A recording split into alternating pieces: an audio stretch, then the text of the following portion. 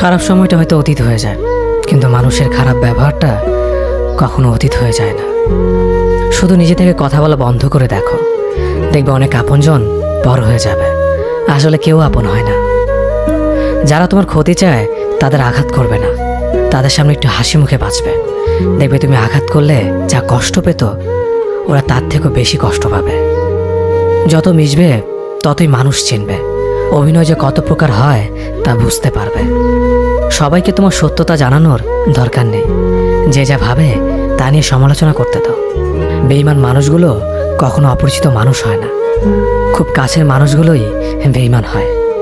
মানুষ চেনা শুরু করলে এমনিতেই বন্ধুর সংখ্যা কমে যাবে, এটাই বাস্তব।